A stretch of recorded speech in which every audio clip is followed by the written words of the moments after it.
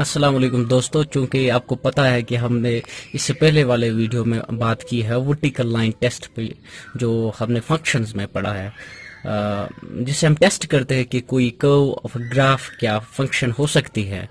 आज एक ऐसे ही और टेस्ट की बात करेंगे, हॉरिजॉन्टल लाइन टेस्ट। क्या है हॉरिजॉन्टल लाइन टेस्ट, इसके बारे में आज जानने की कोशिश करेंगे। चलिए शुरू करते हैं। याद रखिएगा, जो हॉरिजॉन्टल लाइन टेस्ट हमारे पास एक टेस्ट है, ये एक्चुअली ये चीज टेस्ट करने के लिए है कि क्या कोई फंक्शन जो हमारे पास है ये वन वन है या नहीं। यानी जिस वन वन को हम अक्सर इंजेक्टिव भी कहते हैं। आपको याद होगा जब कोई फंक्शन इंजेक्टिव और सब्जेक्टिव यानी वन वन और अनटू होती है, तब हम एक फंक्शन को बाइजेक्टिव फंक्शन कहते हैं।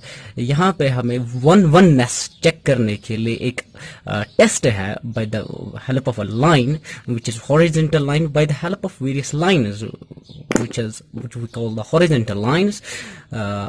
लेकिन आपको याद होगा एक्चुअली अगर हम अलजेब्राइक डेफिनेशन की तरफ देखना चाहेंगे, यहाँ पे आपको याद होगा अगर हमारे पास एफ एक फंक्शन हुआ करती है from the set X to the set Y, ठीक है, हम इस फंक्शन को कब कहते हैं कि ये अलजेब्राइकली कहते हैं कि ये एक वन वन फंक्शन है। आपको याद होगा हम कहते थे अक्सर अगर हमारे पास एफ ऑफ एक्स वन होगा बराबर एफ ऑफ एक्स टू, तब होना चाहिए F X one not equal to X two. या हम कहते हैं ऐसे कि अगर हमारे पास इमेजेस बराबर ना हो तब ये एलिमेंट्स भी आपस में बराबर नहीं होने चाहिए।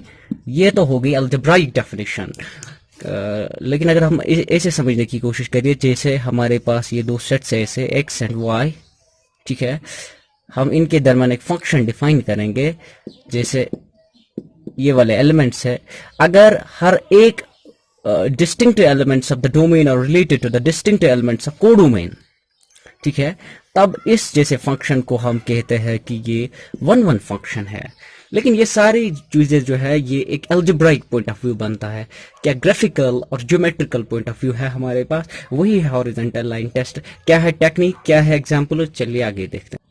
अब यहाँ पे देखिए हम सीधे टेक्निक पे आते हैं और कुछ एग्जाम्पल्स करते हैं। यहाँ पे सैंपल एग्जाम्पल्स, आप कुछ और भी फिर दे सकते हैं। टेक्निक ये है कि अगर हमारे पास कोई एक कर्व हो, कोई एक ग्राफ ऑफ अ फंक्शन हो, लेकिन फंक्शन का ग्राफ हो, ये नहीं, ये हमें चेक नहीं करना है कि फंक्शन का ग्राफ है, वो तो हमने पहले कर दिया। यहाँ पे ये है कि फंक्शन का ग्राफ आपके सामने हो, आपको ये टेस्ट करना है कि क्या वन वन है। इसके लिए आपको एक horizontal set of horizontal lines लेना है। आपको एक सेट ऑफ हॉरिजॉन्टल लाइन्स लेना है। अगर आपके पास इनमें से कोई ऐसी लाइन नहीं है जो ग्राफ को इंटरसेक्ट करे at more than one point, then the graph of the function is a graph of a one one function, or then the function is one one। कोई भी ऐसी हॉरिजॉन्टल लाइन आपके पास नहीं होनी चाहिए जो ग्राफ को मोर देन वन पॉइंट इंटरसेक्ट करे। हमारे पास कुछ सैंपल एग्जांपल्स है। यहाँ पे हमारे पास एक नून फंक्शन है y equal to x cube, cubic function, snake type graph जो होता है हमारे पास। एक हॉरिजॉन्टल लाइन आप लीजिए, चेक कीजिए और आप देखिए सिर्फ एक पॉइंट पे इंटरसेक्शन हो रहा है, तो इसका मतलब है ये वन वन फंक्शन है। आप यहाँ पे सिंगल लाइन लीजिए, खेल खत्म हो गई। यहाँ पे at more than one point, मतलब हॉरिजॉन्टल लाइन टेस्ट के हिसाब से ये फंक्शन वन वन नहीं हो सकती है। इसी तरह आपके पास y equal to x identity function, the noon function, आपके पास ये मतलब ये एक कॉमन सी फंक्शन है। चेक कीजिए सिर्फ एक पॉइंट पे इंटरसेक्शन हो रहा है, मतलब ये भी एक वन वन फंक्शन है। The modulus function y equal to mod x, आप लगाइए इस पे intersection line, horizontal line intersecting at more than one point, that's intersecting at 2 points, that is the function is not a one one function।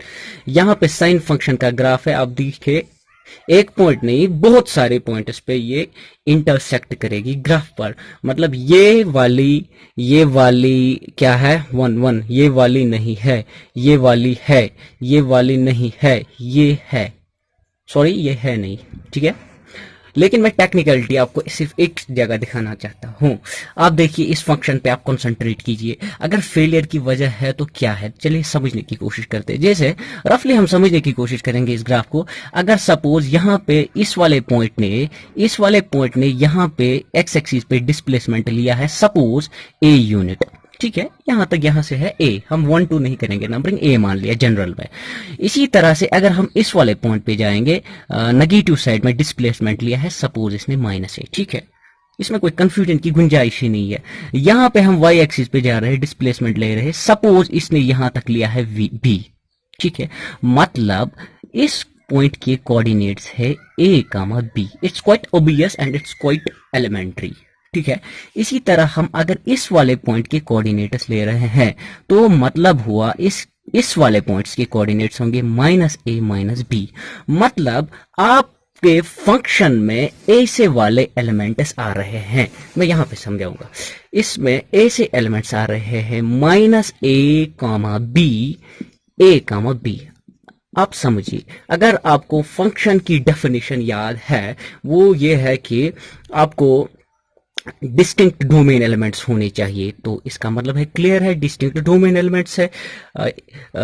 Distinct codomain elements होना function के लिए नहीं जरूरी नहीं है, लेकिन अगर आप वन फंक्शन की डेफिनेशन पे कंसंट्रेट करते हैं, आपकी डेफिनेशन में ये है कि for the distinct elements of domain you should get distinct elements of codomain which you are not getting because this is the same element. So technically this very graph fails in case of for the algebraic definition of the oneness, but I have shown it with the horizontal line test. Hope this will be interesting and useful for all of you, and you can take few more examples. Thank you for being with me.